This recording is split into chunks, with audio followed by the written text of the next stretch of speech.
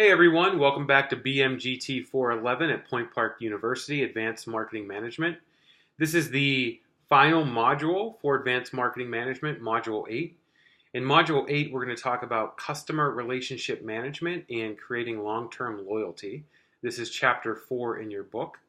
And Module 8 is where you're going to deliver the overall marketing plan. So delivering the overall marketing plan shouldn't be too complicated because you've been building towards that in each module this semester. As you developed research on your target segment, as you designed your product, as you thought about traditional and digital marketing strategies, it was all preparing you to put together the final marketing plan for Module 8. I'll talk a little bit about that. I want to talk a little bit about Chapter 4 in creating long-term loyalty. So creating long-term loyalty is very important to companies because they can target customers in a very personalized way. We talked about personalized communications in Module 7 a little bit, but companies are using this data to contact customers like never before. So if a company has a very strong database marketing platform, they know if a customer is profitable or not. They know if a customer has stopped shopping their store. Companies often call those lapsed customers. One grocery store that I frequent sends me personalized coupons. And these coupons are for every item that I've bought. And they know that I bought it because I use the Advantage card. This company is Giant Eagle. They have a really good direct marketing program. But they're using customer relationship management to target their most profitable customers to make sure they keep coming back. And they're also using it to make sure they target their less profitable customers to make them more loyal to the company.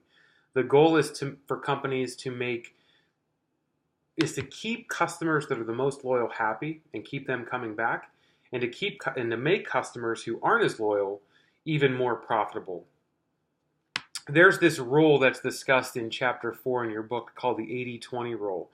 And it's often quite true in companies today. And this simply states that 80% of a company's profitability comes from 20% of the customers. So 20% of the customers are very loyal. They're willing to pay more for the products and services. And they're the ones who drive most of the profitability for those companies. So a company's goal is to get, of course, more of those customers who aren't in the 20% into that 20% bracket to drive up their profitability. Another concept that Chapter 4 talks about is a net promoter score. So what a net promoter score is, it simply it subtracts the detractors from the promoters of a company. So you'll often have people that love a company, and you often have people that don't like a company.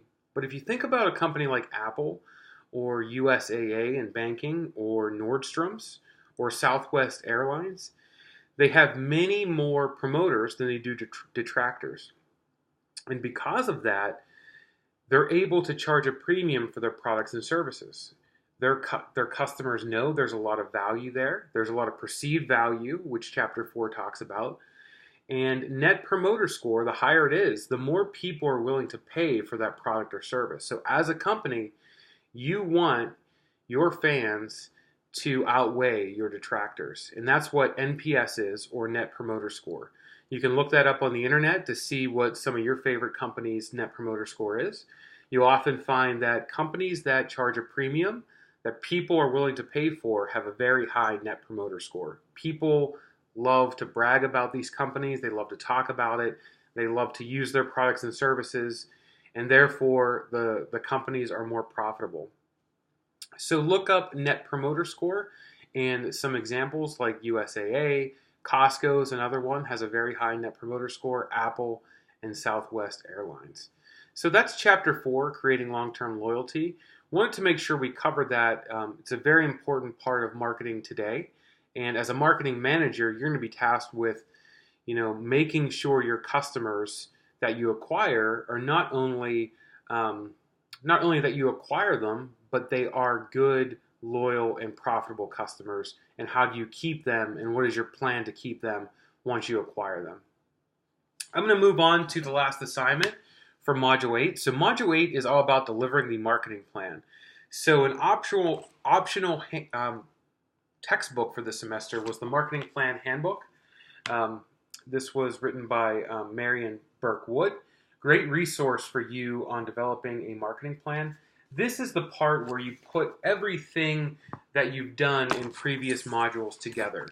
And you're delivering a marketing plan often to, it could go as high as the board of directors, it could go as high as maybe your director of marketing or an overall head of the department. But for your product and service, you're competing with other marketing managers on getting a marketing budget and making sure you acquire that budget to deliver the marketing plan that you recommend.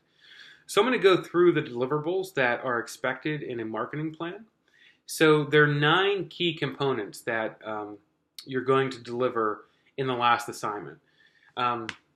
It's a lot of content, but for the most part, you've done everything already. You've done everything in previous modules. This is the section where you're simply just putting it all together. So section number 1 should be the executive summary. This is a one-page overview that gives your readers an overall summary of your marketing plan. So what is the product that you developed? Who is the target segment that you're going after?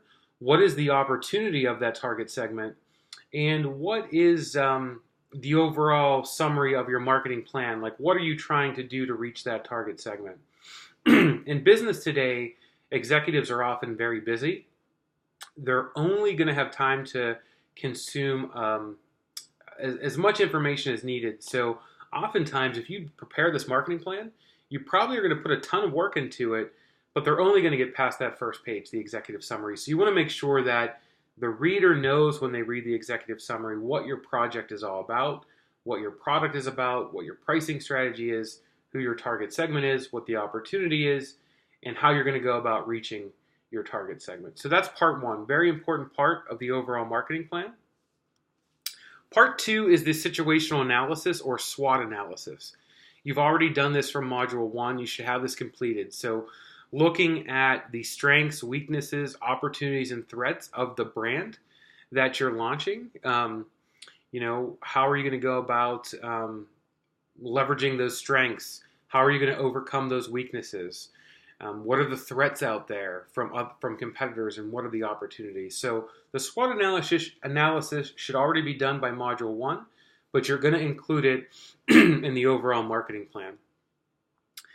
Part 3 is the market needs and trends. So in Module 2, you got a lot of secondary data around what your customers are doing, why there is a need for this product. So Part 3 includes those marketing needs and trends. Part 4 is the product overview and pricing recommendation. So this is the section where you outline in detail the product or brand you designed in your Module 3. So, what's your product about? What does it do? Really outlining the features and benefits of your product that set it apart from the competition is what part 4 is all about. Now, part 5 is STP, segmentation, targeting, and positioning. So again, we've been through this. So you should outline your target segment as well as your positioning strategy of how you're going to position your product or brand against your target segment that you're acquiring. Again, you've already done this in Module 4. It's completed, but you're going to include it in the overall marketing plan. Part 6 of your marketing plan is going to be your channel strategy. So how are you going to get your product to market? Are you going to deliver direct to consumers over the internet? Are you going to partner with key retailers? Are you going to have wholesalers? What value are those wholesalers going to provide in the marketing distribution platform? So again, you did this in Module 5, but it should be included in the overall marketing plan. Part 7 is your marketing communication strategy. So this is where you're going to outline your proposed marketing mix, both traditional and digital, to reach your target segment that you've established that you want to reach. So this is going to come from both Module 6 and number 7. The one thing I want you to include here is a calendar of events, of key items. So I don't know anything about your products yet. I will as the semester goes on. But let's say your target segment includes parents of small children. You probably want to have more marketing activity in the back to school time frame when parents are scheduling out their back to school lunch programs or when they're getting ready for summer camp, things like that. Again, just looking for a high level overview calendar of when you are going to market, when you're going to advertise, and where you're going to market and advertise. There's an example of this that I'm going to include in this module section that shows you how to outline that calendar of events. Typically, it's done in Excel month by month, so January, February, March, April, and think about the next year. So this is a fall semester class. We are preparing the marketing plan for next year. So do it starting in January, moving out all the way until December. What are you going to do in January? What are you going to do in March? And so forth. Last two parts of the marketing program or marketing plan that I want you to think about is number 8 is the CRM strategy. So what is your customer relationship management strategy going to be to build that long-term loyalty with customers? So overall, you are launching a new product, a new brand, and your first objective should be to acquire new customers because they know nothing about your product. They haven't consumed it yet. So your first marketing objective should be to get them to try the product. Now in part 8, we want you to think about how you're going to keep those customers for long term. How are you going to keep them coming back? What strategies are you going to use to make that happen? In part 9, again, you've done this in previous parts before when we talked about traditional and digital marketing. But part 9, the last part of the marketing plan, is measurement. How are you going to measure the success of the campaign and the budget that you're asking for this marketing plan? Will it be overall sales? Will it be brand awareness? Will it be repeat customers? Just want you to highlight how you're going to measure the overall success of your campaign. And that's it. That's development of a marketing plan. Again, most of the work has been done through those mini projects or modules that we've done throughout the semester. So this one shouldn't be too complicated. But the one thing that I want to let you know is that when you put this all together and you have this marketing plan for a product that you design, for a target segment that you are going after, you should think about including this in your portfolio.